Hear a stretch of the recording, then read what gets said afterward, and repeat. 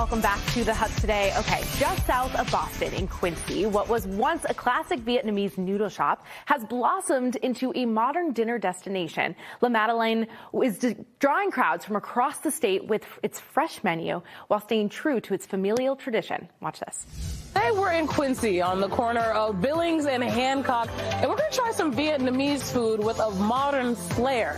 So let's head inside and see what exactly Chef Nguyen has to offer here. Peter Nguyen is here to really break down not only Vietnamese food, but also some of the dishes on the table that are important to you. Yes. So thanks for having us today. Thanks for coming in. Thanks for taking time with us. Before we get into the food, though, I'm curious, what's behind the name? So the name is actually my partner's daughter's name. So before Madeline, it was to be called for Lynn, which is his wife's name.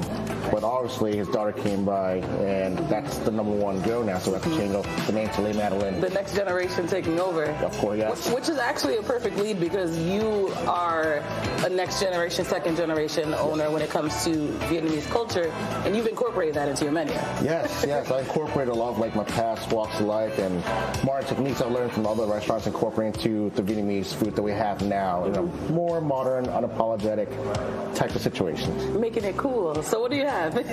So I'm gonna take you through the woks that I have here. Okay. So start with the middle. This is a grilled pork chop with eggs on top with a bed of rice, broken rice to be exact. Some pickles, cucumbers, tomatoes, and lettuce.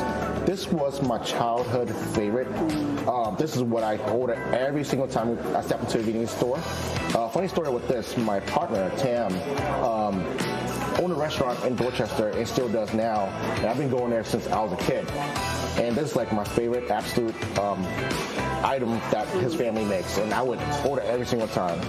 So this is very traditional, very his family style, and you don't have to get pork chop. You get chicken too, or we get tofu. It's pretty healthy looking, to be honest. Yeah, it's a healthy plate. It's so hearty, so good, and you get that with a side of soup. There's a pho broth soup, just to wash it down. What's next? Next is this is more a breakfast item, but it's also a very something that holds truly dear to me as a kid growing up, and even to now. It's a pork meatballs Vietnamese style.